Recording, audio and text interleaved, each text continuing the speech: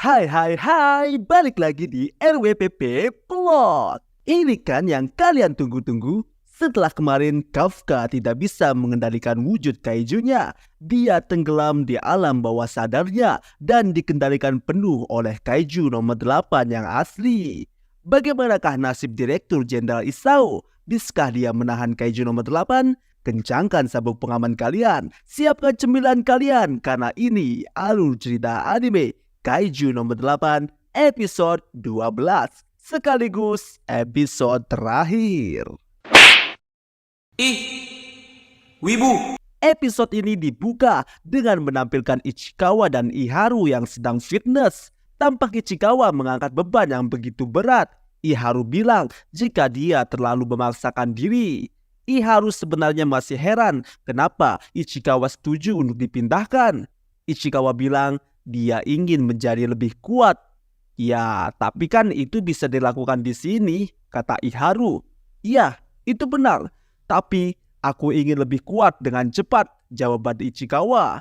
Agar lain kali dia bisa melindungi Kafka dan bukan Kafka lagi yang melindunginya. Mana yang Kafka banget sih Ichikawa ini.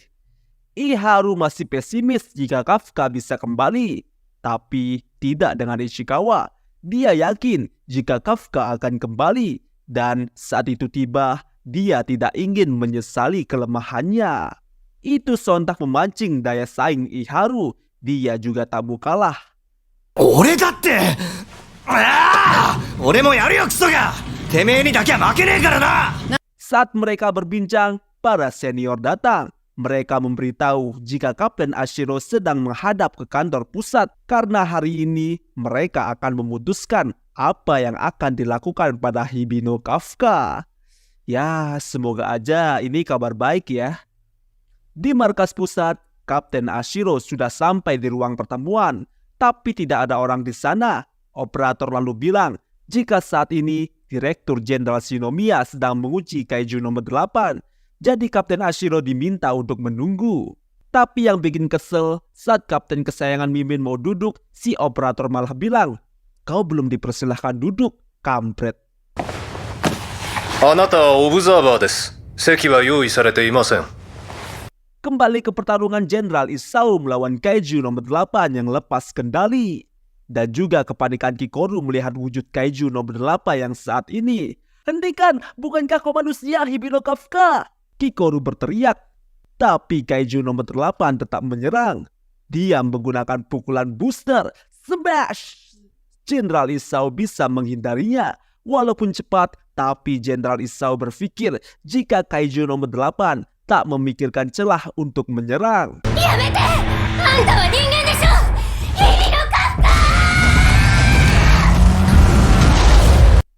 Baru aja ngomong, kaiju nomor 8 melakukan hal tak terduga. Dia memutar tubuhnya 360 derajat dan menuju Jenderal Isao. Smash!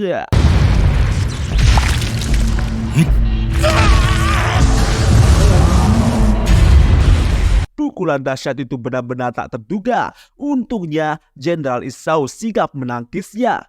Rupanya karena ini bukan Kafka, jadi pola serangan kaiju nomor 8 kali ini benar-benar barbar. Dia rela melukai dirinya sendiri untuk menyerang. Karena si kaiju tahu jika dia bisa regenerasi. Epic bos. Dengan barbar, kaiju nomor 8 menghantam tinjunya bertubi-tubi ke arah Jenderal Isao. Bam! Jenderal Isao sampai terpojok. Tapi dia bisa melepaskan diri dari serangan brutal itu. Andai saja tidak ada perisai kaiju nomor 2, sudah pasti si bapak jambang keriting ini udah lock out dari dunia.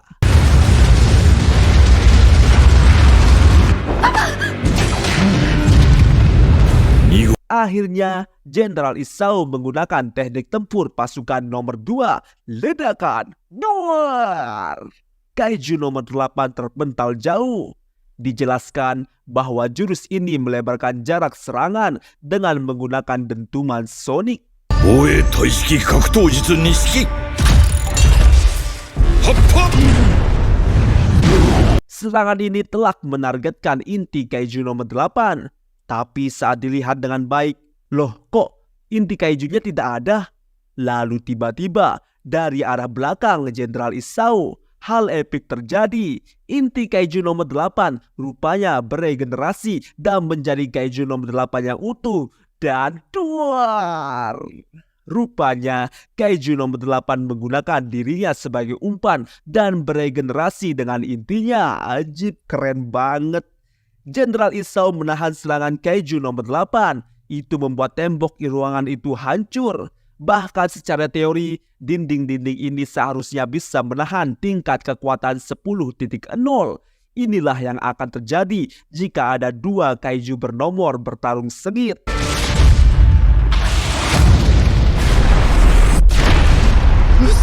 Jual beli pukulan mereka lakukan. Dua. Tapi si wakil jenderal botak begundal bilang jika ada yang aneh. Dimana jika memang Jenderal Isao berniat membunuh kaiju nomor 8, pasti dia sudah melakukannya saat kaiju nomor 8 dalam wujud manusia Kafka. Jadi sepertinya Jenderal Isao sedang berniat menguji kekuatan kaiju nomor 8.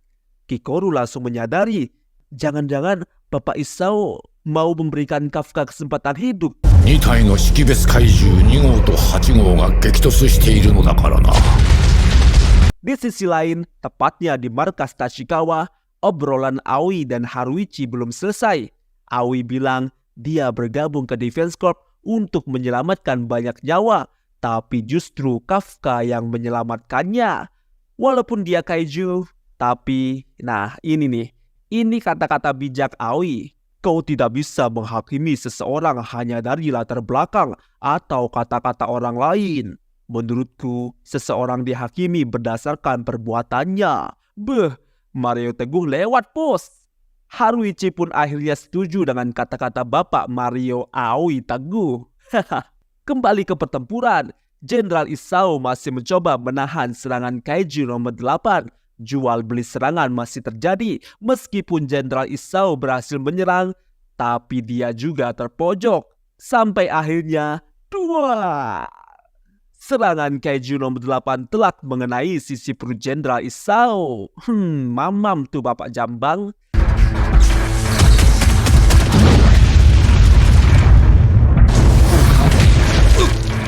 Kekuatan kaiju nomor 8 mulai melebihi perkiraan Isao. Terlihat tubuh kaiju nomor 8 membesar dan warnanya yang tadinya garis hijau sekarang menjadi merah. 8号の強度が功の想定を超え始めたぞ。 Inilah wujud asli dari kaiju nomor 8. Terlihat Kafka di dalam tubuh kaiju nomor 8 tidak bisa berbuat apa-apa. Alam bawah sadarnya benar-benar tenggelam. Sementara itu, Jenderal Isao yang mencoba melawan justru didesak habis-habisan oleh kaiju nomor 8. Akhirnya, dia mengeluarkan kekuatan pemusnah nomor 2.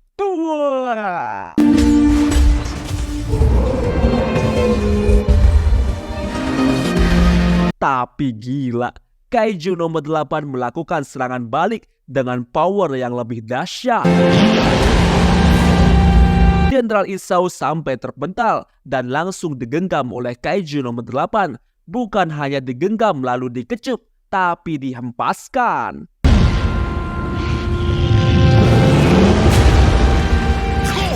Kafka dari dalam yang melihat itu khawatir jika itu bisa membunuh Jenderal Isao. Apalagi saat ini Kikoru sedang melihatnya.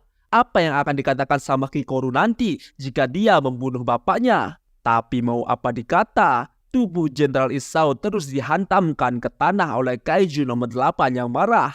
Aduh kasihan, ini nih azab bapak durhaka.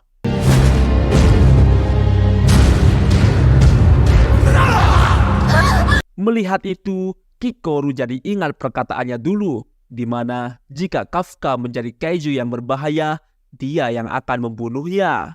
Tapi Kikoru memutuskan untuk terus percaya sama Kafka. Kikoru berteriak. Kafka yang mendengar itu mencoba sekuat tenaga untuk lepas dari ikatan yang membelenggunya. Ya! Tapi sosok kaiju nomor 8 malah membuka mulutnya dan menelan kesadaran Kafka. Kesadaran Kafka semakin tenggelam. Semakin dalam, semakin dalam. Saat itu, dia flashback mengingat kenangannya bersama teman-temannya. Sementara itu, Jenderal Isao sudah tak berdaya, dan Kaiju nomor 8 siap mengakhirinya dengan satu pukulan. Kafka yang tenggelam jauh, tak ada yang bisa Kafka lakukan. Wujud kesadarannya pelan-pelan seperti berubah ke wujud Kaiju. Jika dibiarkan, maka kesadaran Kafka sepenuhnya akan diambil alih oleh Kaiju nomor 8. Tapi saat Mimin hampir menangis, tiba-tiba secercah harapan datang. Ya, Kapten Ashiromina kecil hadir meraih tangan Kafka. Rupanya ingatan manis Kafka tentang masa kecilnya bersama Ashiromina menyelamatkannya. Di mana Ashiromina kecil bilang, sementara itu, Kaiju nomor 8 melancarkan pukulan terakhirnya untuk membuat Jenderal Isao lockout dari dunia. Dan darah bercucuran.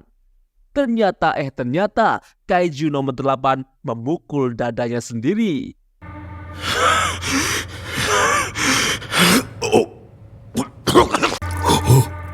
Apa ini berarti? Yes, Kafka Hibino kembali sadar. Yeah. Lalu dia bilang, aku bukan Kaiju nomor 8. Aku Hibino Kafka. Welcome back Kafka. Setelah itu Kafka kehilangan kesadaran dan pingsan. Dan kembali ke wujud manusianya. Tapi sebuah senjata berbentuk pedang siap membunuh Kafka. Jenderal Isao bilang, singkirkan senjatamu, Narumi. Ini Narumi. Siapa dia? Buat yang baca manganya pasti tahu. Dia adalah Kapten Divisi Pertama. Narumi bilang, jika Jenderal Isao terus saja menolak sinyal bantuan, dia mengira Jenderal Isao mencoba bunuh diri. Akhirnya di sini, Jenderal Isao mengakui kekuatan Kaiju nomor 8 dan akhirnya dia meminta Kaiju nomor 8 alias Kafka diamankan. Gen Narumi bertanya, apa yang akan Jenderal Isao lakukan padanya sekarang? Setelah menyelesaikan pengujian, para petinggi Defense Corp melakukan rapat untuk penentuan nasib Kafka. Tapi sebelumnya, mereka ingin mendengar pendapat dari Kapten Ashiromina. Petinggi bilang, jika dia dan Kafka sudah mengenal dari kecil. Kapten Ashiro menjawab, memang benar. Tapi selama latihan, dia tidak pernah memberi perlakuan khusus kepada siapapun. Intinya di sini, Kapten Ashiro coba memberikan beberapa alasan kenapa Kafka Hibino harus dibiarkan hidup. Berdasarkan hasil latihan dan kontribusinya selama di divisi ketiga. Seperti saat operasi Sagamihara, saat melawan monster jamur, Kafka lah yang berhasil menemukan organ reproduksi Yoju. Dia terus bekerja keras untuk menyelamatkan rekan-rekannya.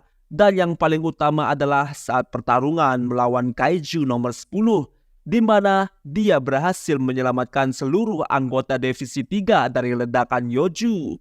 Akhirnya, Jenderal Isao menyuruh Kapten Ashiro untuk keluar ruangan dan selanjutnya tinggal keputusan dari Jenderal Isao.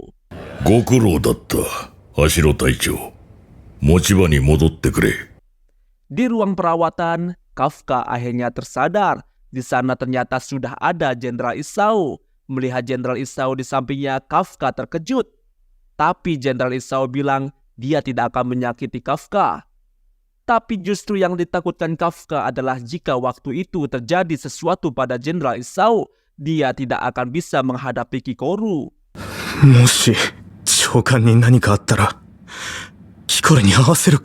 Untuk saat ini, banyak orang yang tidak setuju membiarkan Kafka hidup. Jadi saat rapat, Jenderal Isao memutuskan untuk membiarkan Kafka hidup. Jenderal Isao melihat Kafka masih bisa dikendalikan. Lagi pula belum jelas apakah senjata yang dibuat dari tubuh Kaiju nomor 8 bisa menghasilkan kekuatan besar atau tidak. Dengan banyaknya jumlah Daikaiju dan mengingat serangan Kaiju nomor 6 10 tahun lalu yang menewaskan banyak prajurit dan 3 kapten termasuk istri Jenderal Isao. Jadi Kafka atau Kaiju nomor 8 bisa digunakan untuk memaksimalkan kekuatan tempur Defense Corp. Karena masih banyak yang keberatan, Jenderal Isao bilang agar Kafka bisa membuktikan dirinya. Tapi Kafka tetap tidak mau disebut sebagai senjata. Dia masih menganggap dirinya adalah petugas Defense Corp. Lalu tak lama, Kapten Ashiro menerima pesan tentang penangguhan hukuman mati Kafka. Asyik! Kapten Ashiro tersenyum lega. Bukan hanya dia, Kikoru, Ichikawa, Iharu, Aoi, Haruichi, dan teman-teman yang lain juga ikut senang. Dan mereka semua bertekad untuk menjadi lebih kuat ke depannya. Terutama Kikoru, agar dia bisa menghentikan Kafka jika dia mengamuk lagi. Di tempat lain, Wakil Kapten Hoshina bilang ini akan semakin berat ke depannya. Karena jika orang lain dari luar Defense Corp tahu jika di dalam Defense Corp ada kaiju, itu akan sulit. Jadi Kafka harus menunjukkan jika dia benar-benar bisa membantu. Di malam hari, di sebuah tempat, terlihat kaiju nomor 9 tengah mempelajari tingkat intelektual manusia. Tapi di sini ada yang aneh, karena seakan-akan dia sedang berbicara dengan dirinya sendiri. Apa yang terjadi ya? Dia benar-benar mempelajari dan membuat strategi. Gila, sepertinya kaiju nomor 9 sudah berganti kulit. Dan dia bilang akan merebut kekuatan kaiju yang telah direnggut oleh manusia. Dan itu dia episode penutup dari Kaiju nomor 8 season pertama. Semoga kita cepat dapat season 2-nya nih. Menurut Mimin, pertarungan saat melawan Jenderal Isao itu epic dan bikin haru sih. Semua teman-temannya berharap Kafka bisa kembali. Dan bagaimana kebaikan hati Kafka yang luar biasa banget. Aduh, sayang banget ya.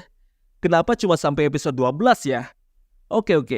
Karena ini udah selesai, jadi apakah kalian setuju jika RWPP Plot membahas Kaiju nomor 8 lagi? Tapi kali ini bukan alur cerita animenya, melainkan alur cerita manganya. Gimana? Setuju nggak? Komen di bawah ya. Buat kamu yang suka konten seperti ini, jangan lupa like, komen, dan subscribe. Dan dukung terus channel ini agar Mimin tambah semangat.